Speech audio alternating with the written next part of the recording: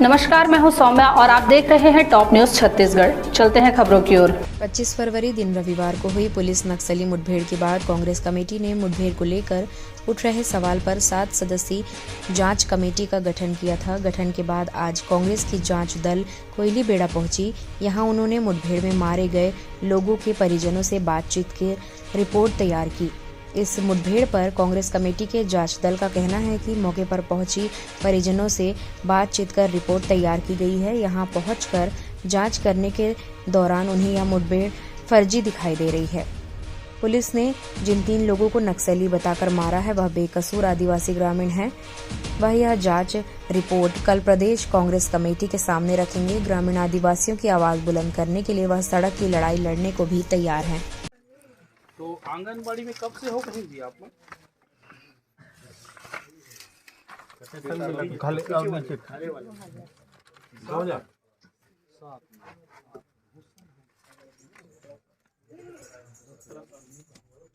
मतलब शादी के एक साल बाद लग गई।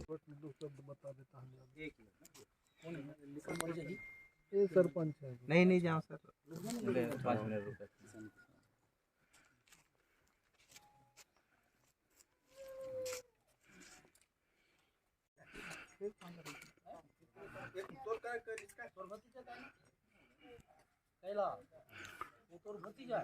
तो रामेश्वर से बेटा और हटो किस बार अगर गलत हुई तो फिर पुलिस वाला मन के खिलाफ भी कार्रवाई।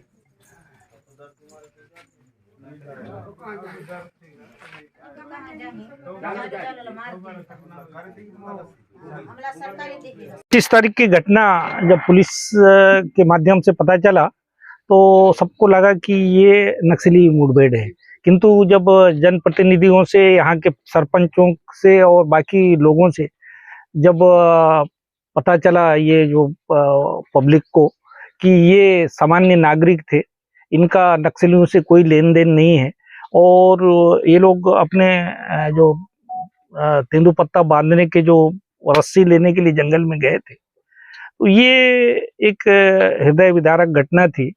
और हम लोग यहाँ पे आए हैं इनके गांव में, ग्राम मर्दा में। पेवारी भी एक वहाँ से भी हुआ था, वहाँ भी गए थे और हमने देखा कि ये सीधे साधे ग्रामीण हैं और इनका नक्सली गतिविधियों से कोई लेना देना नहीं। ये शादीशुदा है। अभी एक जो पहले परिवार में उनकी वाइफ, उनकी पत्नी जो है वो आंगनबाड़ी कार्यकर्ता है।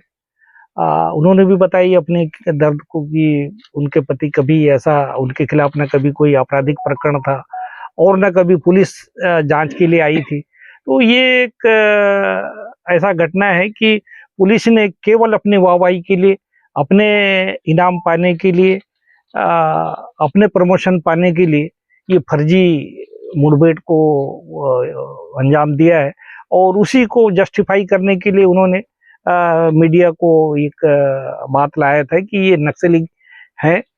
पर नक्सलियों के कोई भी जो वो होता है निशान, ये उनकी गतिविधियों से जो संदिग्ध दिखता है परिस्थितियां, ऐसा कोई भी परिस्थितियां नहीं है। यहाँ के सारे जनप्रतिनिधि, यहाँ के पंच, सरपंच, सारे लोग एक मत से कह रहे हैं कि ये कभी भी इनका नक्सली गतिविधियों से कोई संबंध नहीं रहा है। जांच टीम का अगला कदम क्या होगा? क्योंकि हम लोग राजनीतिक पार्टी के हैं, हम जो जनता के आवाज को हम अपने हाईकमान तक ऊपर पहुंचाएंगे। तो जो बातें आज हमने यहाँ पे देखी, हम लोगों ने जो महसूस किया है, वो सब बातों का एक प्रतिवेदन बना के हम लोग ऊपर देंगे और ऊपर हमारे जो हाईकमान है वो निर्णय लेगा कि इसमें आगे क्या कार्रवाई की जानी है।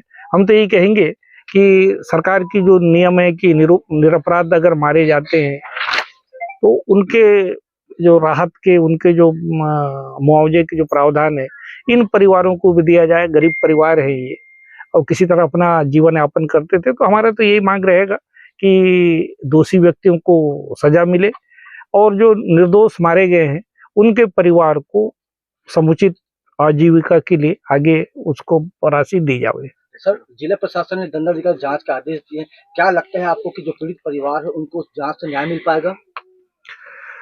देखो रिपोर्ट आने पे पता चलेगा, किंतु वो भी सरकारी एजेंसी है।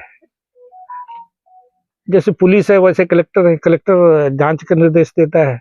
वो एक सिक्के के दो पहलू हैं, तो उसमें कोई बहुत न्याय मिल पाएगा इसका हमें संदेह है। किंतु हम क्योंकि अभी आज ही उन्होंने आदेश दिया है, देखते हैं आगे क्या होता है। किंतु हम तो यहाँ आके जो देख रहे हैं, जनता पार्टी 15 साल में आप देखेंगे तो बहुत सारा इनकाउंटर हुआ फर्जी। 5 साल हमारी सरकार रहे, भूपेश बघेल जी की सरकार रहे, हम कभी भी फर्जी इनकाउंटर पर विश्वास नहीं करते थे। लोकतंत्र प्रजातंत्र में है कि हमको एक दायरे में रह के हमको काम करना चाहिए। इससे स्पष्ट होता है कि ये जो है नक्सली के धमकाने के नाम से अमित शाह जी अभी आए थे बस्तर में, कुल मिला के वो ऐसे करेंगे और आने वाला समय में मुझे लगता है कि और बहुत से फर्जी होगा। इसलिए लोग अब जंगल जाना, क्योंकि हम आदिवासी परिवार का एक वो है कि हम जंगल में ज्यादा रहते हैं, हमारी खेती होती है वो जंगल में होती है, महुआ तोड़ने बीनने के लिए, साल बीनने के लिए, तेंदुपत्ता तोड़ने के अक्सर जाते हैं। अब इस प्रकार से अगर सरकार हमको सुरक्षा नहीं देगा, फर्जी इनकाउंटर करेगा, तो आदिवासी समाज के ही लोग मारे जाएंगे, हम लोग मारे जाएंगे। तो इस पे रोक होना चाहिए। और अगर कोई नक्सली हैं तो नो डाउट उसमें पूरा उनका अधिकार है, अगर कानून को हाथ में लेते हैं तो इनकाउंटर कर सकते हैं। विधानसभा में आवाज बुलंद करेंगे इस बात पे? निश्चित तौर पे वो तो विधानसभा समाप्ति की ओर था। ये मुद्दा बड़े मुद्दा है, चूंकि ऐसे सीधे साधे लोगों को मारे हैं। इस मुद्दा को विधानसभा से लेकर सड़क और सदन तक हम इसको रखेंगे और पूरा जोर लगाएंगे कि इनको न्याय मिलना चाहिए। इनके परिवार वालों को एक प्रकार से जो अभी छोटे छोटे बच्चे हैं, इनके जीवन यापन के लिए इनको कम से कम हम तो ये भी कहेंगे कि इसको पूरा जो सहयोग बनता है 50-50 लाख रुपए मिलना चाहिए। भाजपा के जो वन मंत्री उन्होंने नसीहत दी कांग्रेस को कि कांग्रेस पे 5 साल कार्यकाल को देख ले, उस पर क्या कहेंगे? दुर्भाग्य है भारतीय जनता पार्टी के यहाँ के विधायक को कि आज तक अभी तक हमें पता चला कि यहाँ के परिजन जिसको उन्होंने विधायक बनाया, यहाँ पर अभी तक उन लोगों ने नहीं आया, ना कोई भारतीय जनता पार्टी के लोगों ने कम से कम एक कटसी बतौर एक मानवीय दृष्टिकोण से यहाँ के भारतीय जनता पार्टी के लोगों को यहाँ आना चाहिए। स्थानीय विधायक चूंकि मंत्री भी रहे हैं, उनको आना चाहिए। और ये इससे स्पष्ट होता है कि वो किस ओर उनका इशारा है। तो ये था अब तक का खबरों का सिलसिला। आप बने रहिए हमारे साथ टॉप न्यूज़ छत्तीसगढ़ पर।